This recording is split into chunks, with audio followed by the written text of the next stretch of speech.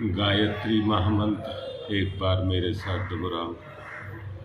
ओम भूर्भुवः स्वः तत्सवितुर्वरेण्यं भर्गो देवस्य धीमहि धियो यो नः प्रचोदयात्।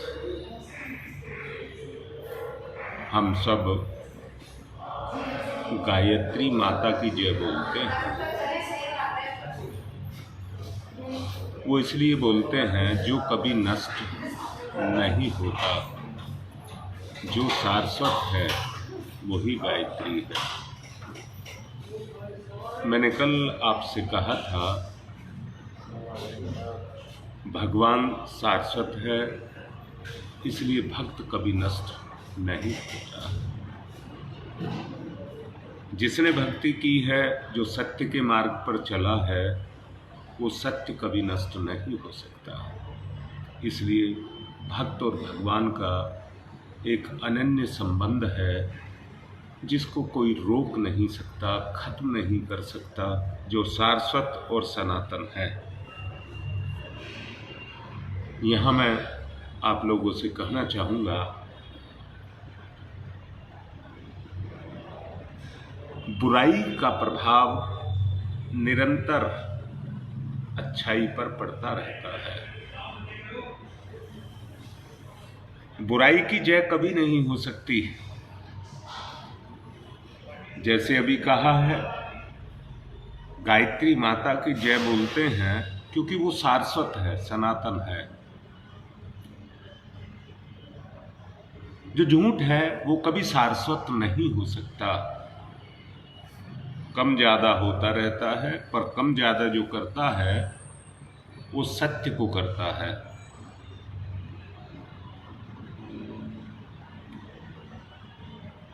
बहुत महत्वपूर्ण तथ्य है ये,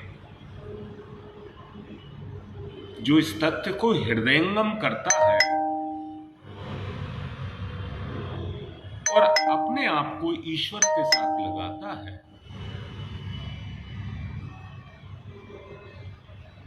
सरिता लाइन पर है। कल मैं सरिता को बोल रहा था, इसका फोन आया था, मैंने फोन पर इसे समझा रहा था। गुरु और शिष्य का रिश्ता इतना पक्का होता है कि गुरु ने जो भी कहा वो निश्चित रूप से हो करके रहता है। पर आवश्यकता है विश्वास।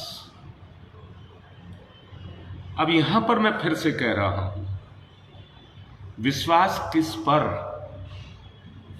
गुरु शरीर नहीं होता है, परमात्मा और मनुष्य को जोड़ने की कड़ी होता है,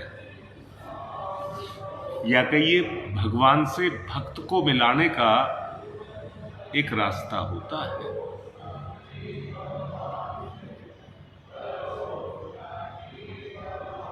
भक्ति तब तक सफल नहीं होगी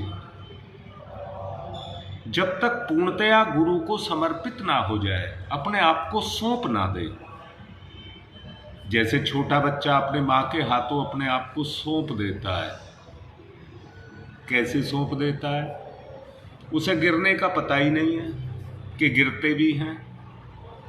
गिर भी जाता है, जब तक दर्द होता है रोता है, परंतु फिर चुप होकर के उस गिरने को भूल जाता है। पर जब वो समझदार होने लगता है तो उसको पता लगता है गिर जाएगा तो चोट लगेगी। यही जागृति है, इसी को जागृति कहते हैं। इंसान में और पशु में यही अंतर है। पशु हर चीज को भूला रहता है, सिर्फ दो ही चीज उसको याद रहती है, पेट भरना और बच्चे पैदा करना। इसके अलावा वो नहीं जानता। अच्छा, पेट भरना तो हर वक्त जानता है, परंतु तभी तक जब तक पेट खाली है, फिर उसको भी भूल जाता है।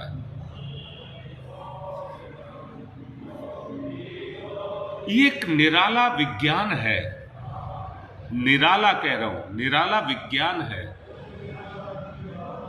जो केवल मनुष्य ही जिसको अनुभव करता है, दूसरा कोई उसको अनुभव नहीं करता।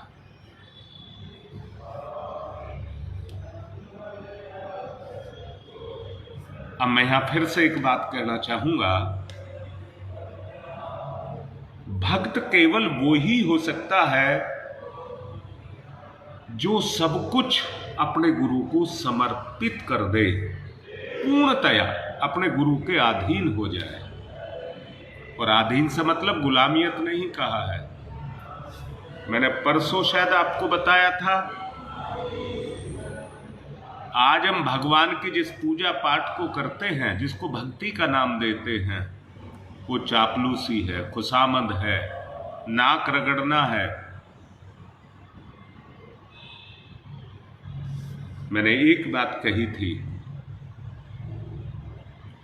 अगर खड्डा है और बरसात हो रही है तो उसमें पानी भरेगा ही भरेगा।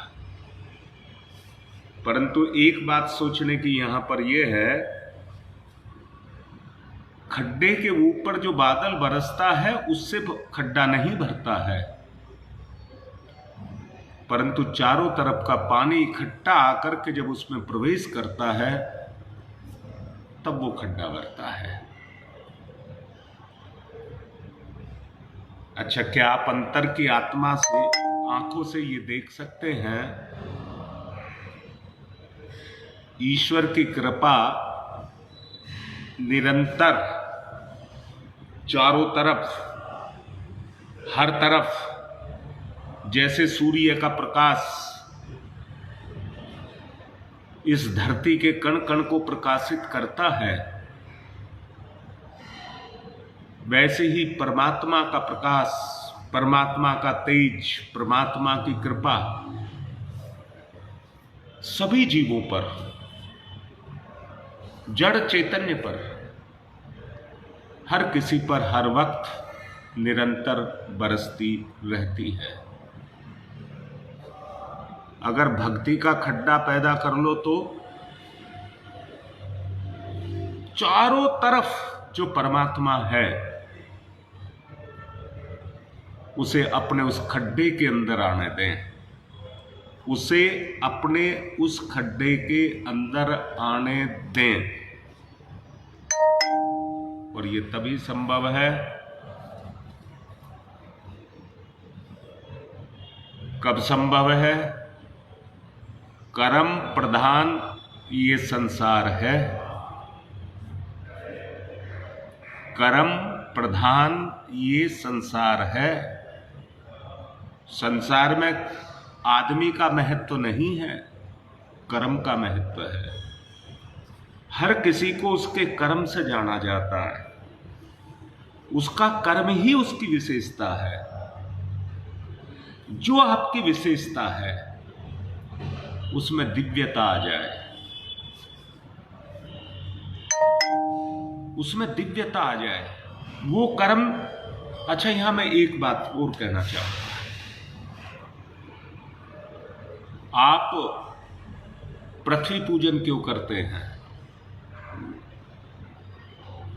आप लोग पृथ्वी पूजन क्यों करते हैं?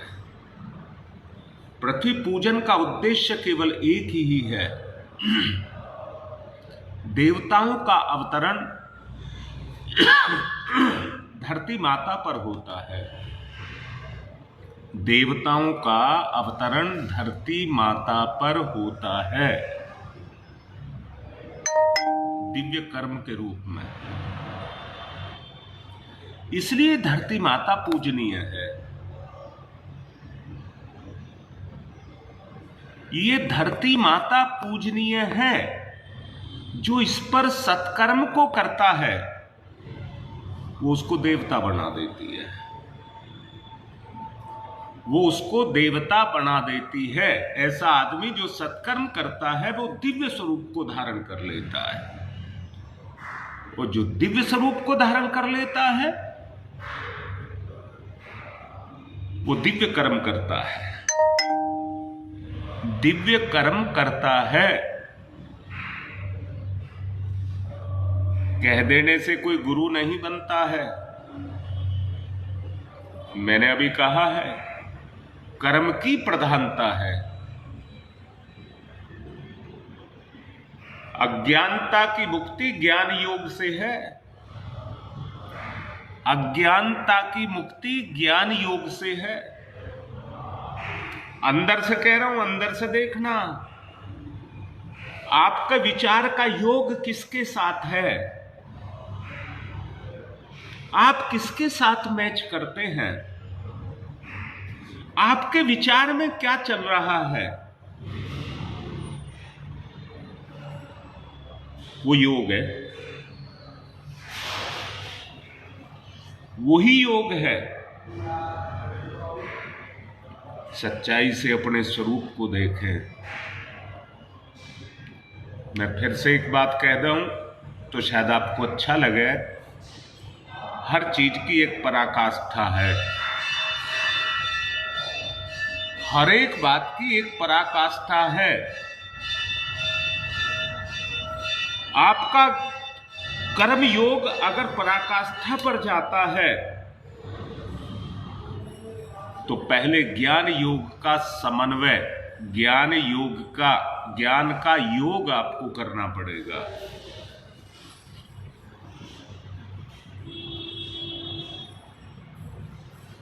बोलिए, बगैर ज्ञान योग के कर्म योग कैसे हो जाएगा? दो बात कह रहा हूं, बात की गांठ बांध लेना। जो आपकी अंतर आत्मा स्वीकार करती है, यहां मैं फिर से कह रहा हूं, बात को नई सिरे से बोल रहा हूं।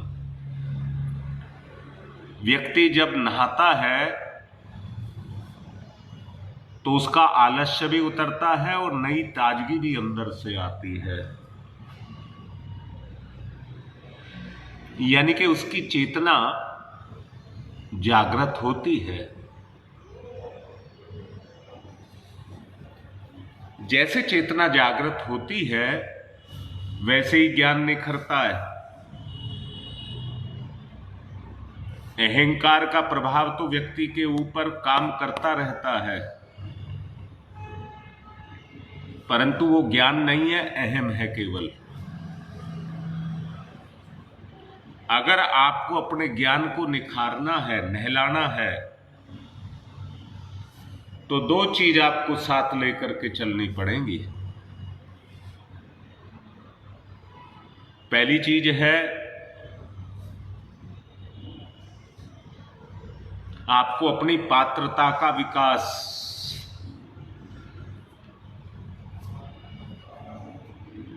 आपको अपनी पात्रता का विकास करना पड़ेगा। गांठ बांध लें इस बात की।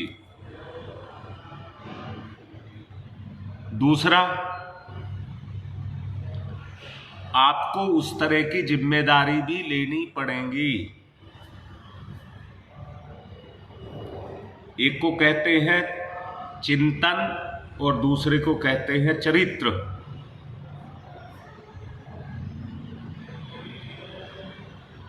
एक को कहते हैं चिंतन और दूसरे को कहते हैं चरित्र। पात्रता को विकसित करोगे, आपका चिंतन जागृत हो जाएगा। जिम्मेदारियों का निर्वाह करोगे तो आपका चरित्र बन जाएगा। देखिए कैसी बात है। यहां कोई काल्पनिक कपोल बात नहीं है। और एक बात और कहना चाहूंगा, चिंतन के द्वारा जब हम बुराई के साथ जुड़ सकते हैं तो अच्छाई के साथ क्यों नहीं जुड़ सकते? हमारे अंदर गंदे विचार आ सकते हैं पर अच्छे विचार क्यों नहीं आ सकते? ये गंदे विचार ही हमारे अच्छे विचारों के लिए रुकावट बनते हैं। और यही रुकावट हमारे अंदर खड्डा नहीं, टीला बना देती है। टीला, भरा हुआ है सब कुछ, जिसमें कूड़ा कबाड़ सब जिसमें भर दिया है। इस कूड़े कबाड़ को हमें खाली करना पड़ेगा।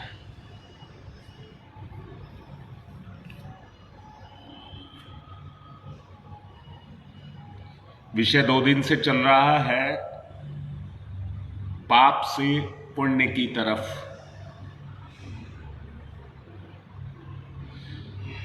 पाप से पुण्य की तरफ। बेटा पवन, जो तुमने लिखा है, मैंने कहा था भगवान को कोई नहीं मिटा सकता, क्योंकि उसको जिंदा भक्त रखता है, और जो भक्त उसको रखता है वो ज्ञान से रखता है, प्रेरणा से। वो कर्म के रूप में बदलती है, ईश्वर में समन्वय होता है।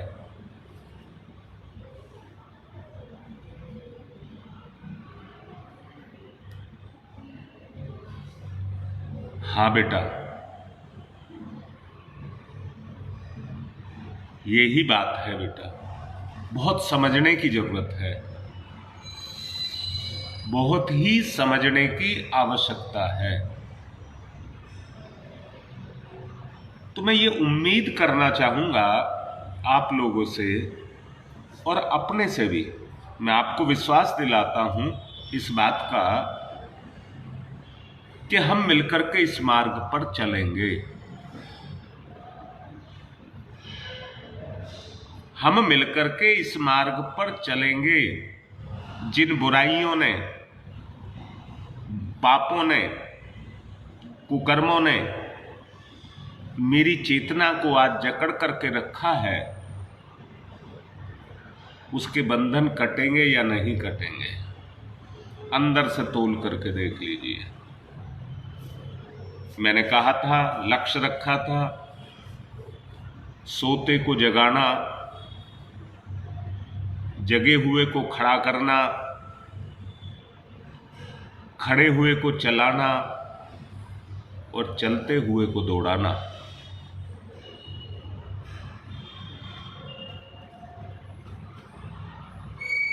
मैंने भी पवन यही कहा है।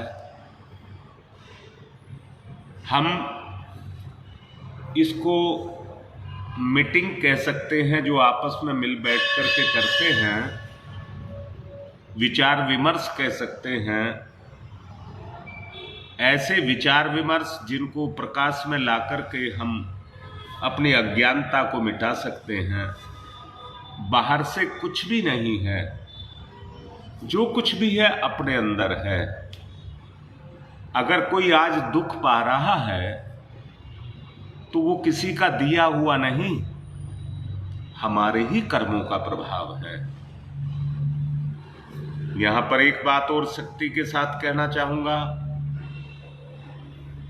शक्ति बोला है मैंने, शक्ति के साथ कहना चाहूंगा।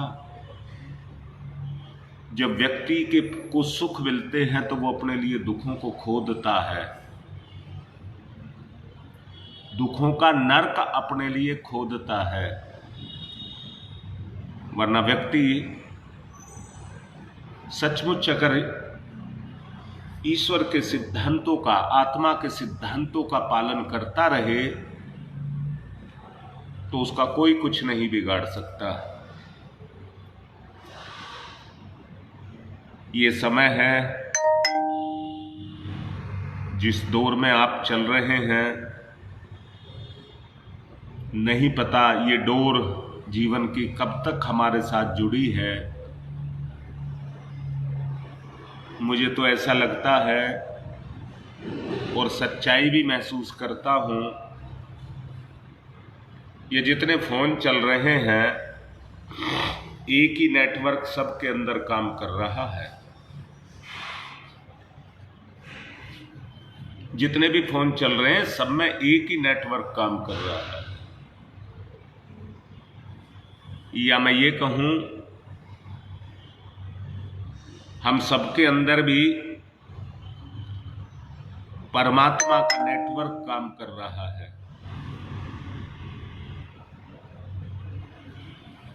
और बेटा, तुम तो कहोगे आत्मा, और मैंने पिछले दिनों आपको बताया था इच्छा। परमात्मा की इच्छा ही इसके अंदर काम करती है, परंतु मनुष्य के जन्म को पाकर के परमात्मा के गुणों को और प्राणियों के मुकाबले में हम अधिकता से प्राप्त कर लेते हैं।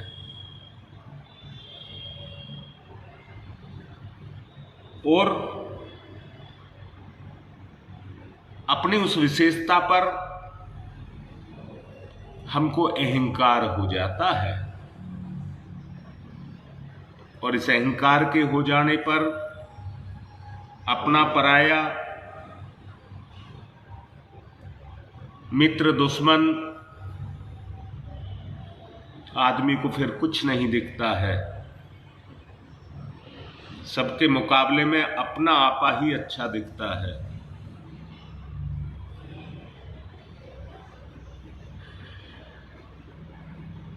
ललिता बेटा, हमने अभी कहा कि ये विचार विमर्श है, ये इसका आध्यात्मिक पक्ष है या अध्ययन का पक्ष है, कर्म का पक्ष नहीं।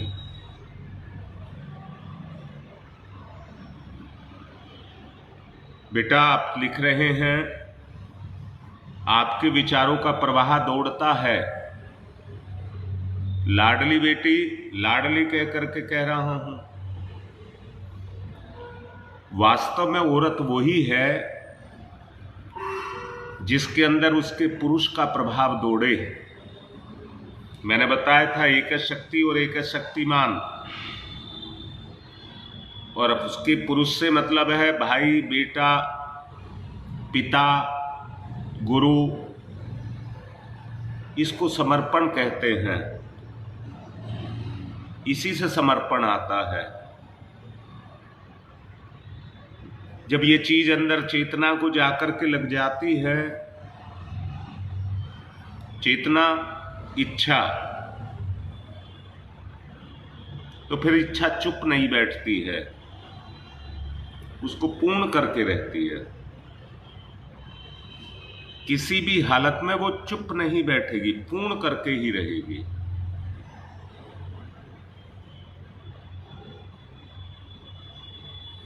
बिल्कुल बेटा, जो तुमने अभी लिखा है व्यवहार से, इस व्यवहार से ही तो समाज का निर्माण, परिवार का निर्माण होता है। मैं तो केवल एक बात को कहूंगा, सबको कहूंगा इस बात को, चाहे पुरुष है या स्त्री है, हमें इन विचारों को हृदयंगम करना चाहिए। उसी से हमारा चिंतन बनेगा। कई बार आप देखते होंगे, इस समय आपके अच्छे विचार आ रहे हैं, और जैसे ही लाइव खत्म होगा, पुराना ढर्रा फिर शुरू हो जाएगा, क्योंकि इनका प्रभाव नहीं है। बेटा, अच्छे से बात समझ आ रही है? ये इतने प्रभावित, अभी आपको दोबारा बोल रहा हूं, जो गंदे विचार हैं, उनसे हमें तुरंत का इंद्रिय सुख मिलता है, तुरंत का इंद्रिय सुख मिलता है, आत्मिक नहीं। वो एकांकी होता है, परंतु अध्यात्म से वही सुख, सामूहिक सुख मिलता है। सामूहिक सुख मिलता है। शक्ति एकांकी में नहीं, संघ में है, संगठन में है।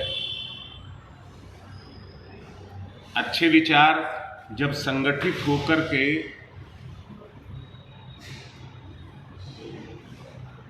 इंद्रियां तो जुड़े हुए को खाती हैं, परंतु ये जब आत्मा यानी कि इच्छा के अनुसार काम करने लग जाती है, आत्मिक इच्छा उसके अनुसार काम करने लग जाती है, परमात्मा की इच्छा,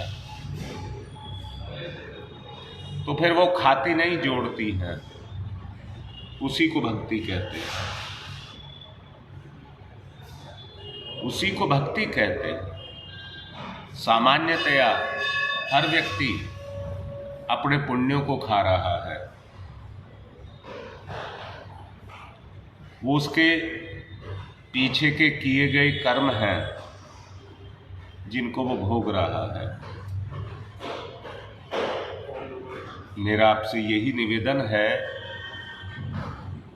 पुण्य कर्मों की खेती को बढ़ाया जाए, पुण्य कर्मों की खेती को बढ़ाया जाए, भाग्य से भक्ति का निर्माण किया जाए।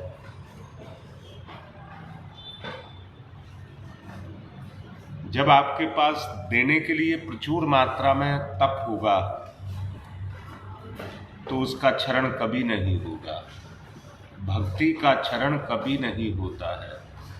वो तभी होता है जब व्यक्ति की सोच निकृष्ट हो जाती है, पतित हो जाती है, वरना भक्त का कोई कुछ नहीं बिगाड़ सकता।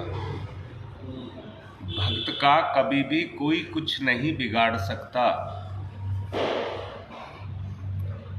बेटा, भक्ति के पीछे यही तथ्य जो अभी बताया जा रहा है, यही तथ्य भक्ति के पीछे काम करता है। अपने भवबंधनों को काटना है, राग द्वेष को काटना है, तो भगवान का जो मत है, भगवान नाम का जो मत है, जिसको आप भगवान कहते हैं, और उससे जो विचार पैदा होता है उसे आपको स्पष्ट करना होगा, नहीं तो मूल में द्वंद्व ही रहेगा। और हमें द्वंद्व को समाप्त करना है अपने अंदर से, तो स्पष्टता आएगी, स्पष्टता आएगी। अगर द्वंद्व में रहेंगे तो दुखी रहेंगे, अगर द्वंद्व में रहेंगे तो दुखी रहेंगे। अच्छा बताओ, जहां पर सुख की कामनाएं हैं, हाँ पवन बिल्कुल ठीक बात लिखी है बेटा, अगर सुख की कामनाएं हैं तो जितनी कामनाएं हैं उतना दुख भी है। शरीर भाव है, हम शरीर भाव में रहते हैं, जबकि हमें आत्म भाव में रहना चाहिए। और ये अज्ञानता से भीगा रहता है। हमारा जो विचार है वो अज्ञानता से भीगा रहता है, गीला सुख से।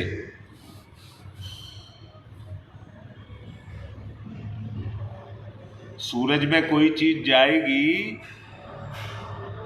तो उसकी गर्मी के प्रभाव से बुराइयां हटती जाएंगी। यहां मैं एक बात कहूंगा, भक्त कभी आलसी नहीं होता, भक्त कभी आलसी नहीं होता। क्या बात कही है। अगर आप में आलस्य है, इसका मतलब विकार है।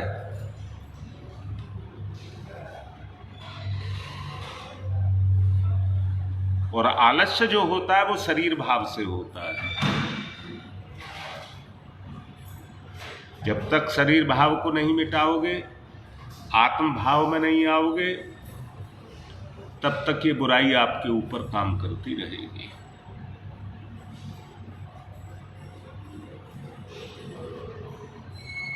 इसलिए मैंने पिछले दिनों कहा था, पहले अंतरंग की सफाई,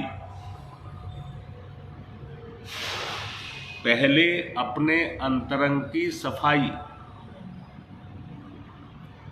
अपने अंदर की प्रवृत्तियों का परिशोधन।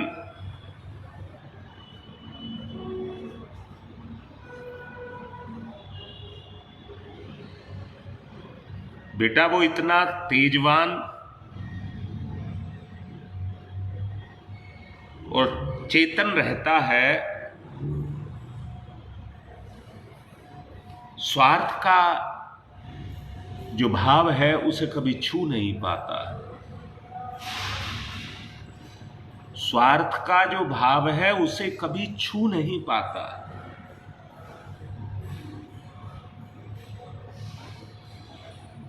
उसके अंदर दृढ़ निश्चय भाव रहते हैं, दृढ़ निश्चय भाव।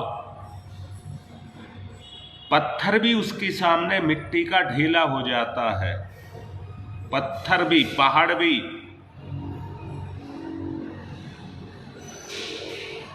दृढ़ निश्चय पहाड़ को भी चूर चूर कर सकता है।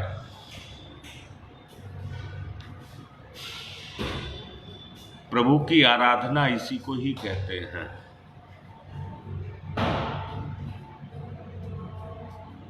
जी बेटा, पहचान है ये।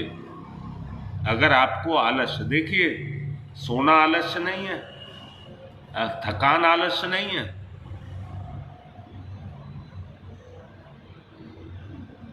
जी बेटा,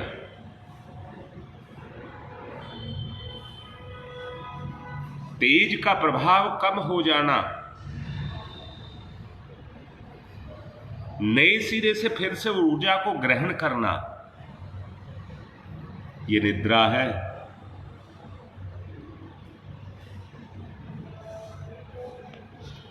समय हो चुका है,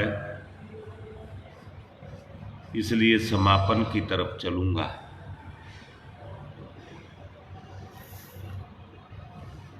सिर्फ एक बात जानना चाहता हूं,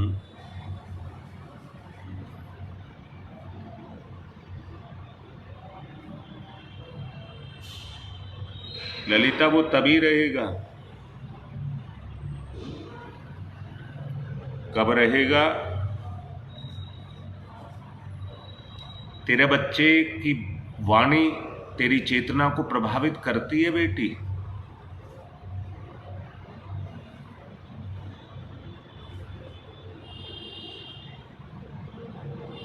मैंने पूछा है तुम्हारे बच्चे की, सरोज बता बेटा।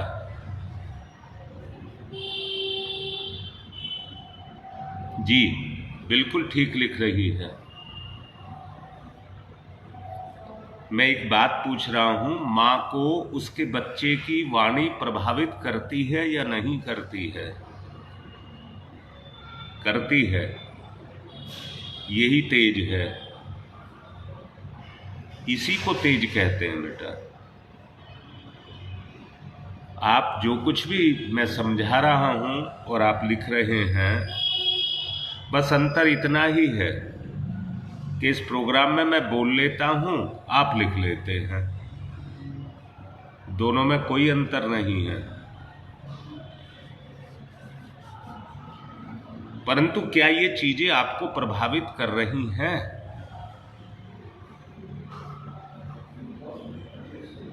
तो ये जो वातावरण का प्रभाव है, जो आपको निकम्मेपन की तरफ लेकर के जाता है, तेरे मेरे की तरफ लेकर के जाता है, लड़ाई झगड़े कराता है,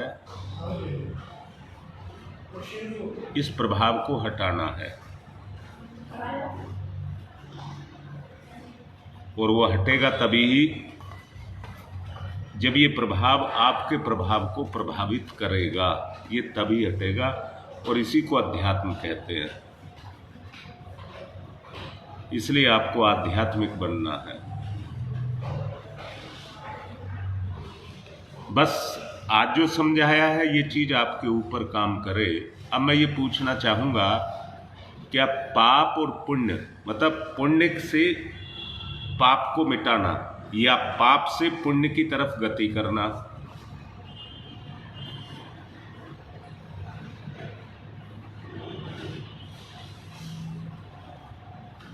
ये बात आपको समझ आ गई नहीं आ गई?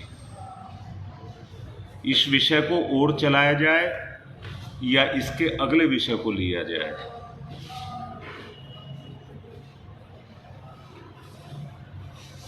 बताने का मैंने प्रयास किया है, 2-3 दिन इसी के बारे में बोला है, इसलिए अब आपसे पूछ रहा हूं, आप मुझे लिखें कि इसको अभी और चलाया जाए।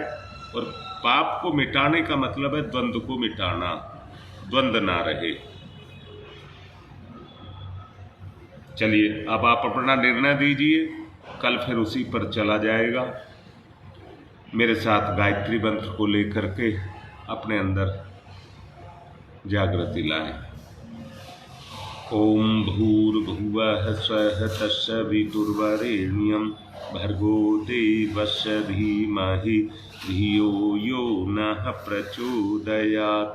ओम भूर्भुवः स्वः तत्सवितुर्वरेण्यं भर्गो देवस्य धीमहि धियो यो नः प्रचोदयात्। ओम भूर्भुवः स्वः तत्सवितुर्वरेण्यं भर्गो देवस्य धीमहि धियो यो नः प्रचोदयात्। ओम भूर्भुवः स्वः तत्सवितुर्वरेण्यं भर्गो देवस्य धीमहि धियो यो नः प्रचोदयात्। ओम भूर्भुवः स्वः तत्सवितुर्वरेण्यं भर्गो देवस्य धीमहि धियो यो नः प्रचोदयात्। ओम भूर्भुवः स्वः तत्सवितुर्वरेण्यं भर्गो देवस्य धीमहि धियो यो नः प्रचोदयात्। ओम भूर्भुवः स्वः तत्सवितुर्वरेण्यं भर्गो देवस्य धीमहि धियो यो नः प्रचोदयात्। ओम भूर्भुवः स्वः तत्सवितुर्वरेण्यं भर्गो देवस्य धीमहि धियो यो नः प्रचोदयात्। ओम भूर्भुवः स्वः तत्सवितुर्वरेण्यं भर्गो देवस्य धीमहि धियो यो नः प्रचोदयात्। ओम भूर्भुवः स्वः तत्सवितुर्वरेण्यं भर्गो देवस्य धीमहि धियो यो नः प्रचोदयात्। ओम भूर्भुवः स्वः तत्सवितुर्वरेण्यं भर्गो देवस्य धीमहि धियो यो नः प्रचोदयात्। ओम भूर्भुवः स्वः तत्सवितुर्वरेण्यं भर्गो देवस्य धीमहि धियो यो नः प्रचोदयात्। ओम तमसो मा ज्योतिर्गमय, तमसो मा ज्योतिर्गमय, तमसो मा ज्योतिर्गमय, असतो मा सद्गमय, असतो मा सद्गमय, असतो मा सद्गमय। मृत्योर्मामृतं गमय, मृत्योर्मामृतं गमय, मृत्योर्मामृतं गमय। तमसो मा तमसो मा तमसो मा ज्योतिर्गमय, ज्योतिर्गमय, ज्योतिर्गमय। असतो मा अस्तो मा अस्तो मा सद्गमय, सद्गमय, सद्गमय। मृत्योर्मा मृत्योर्मा मृत्योर्मामृतं गमय, अमृतं गमय, अमृतं गमय। दोनों हाथ रगड़िए, मुख पर फिराइए।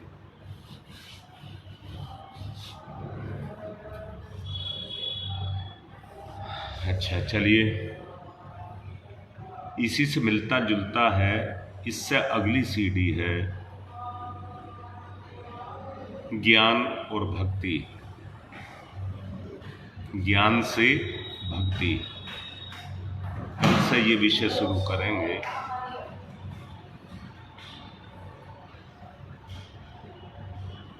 बेटा उनको खुजली बहुत ज़्यादा है, बहुत ही ज़्यादा खुजली है, सारी रात सोती नहीं है, बस इसी में लगी रहती हैं। कर्म है हमारे, हम भी काट रहे हैं बेटा। अभी डायलिसिस पर हैं हम 7 बजे से। उसके बाद अस्पताल दूसरे जाएंगे, सरकारी अस्पताल में, वहाँ जाएंगे, वहाँ कराएंगे कुछ। इसी के लिए, खुजली के लिए जा रहे हैं।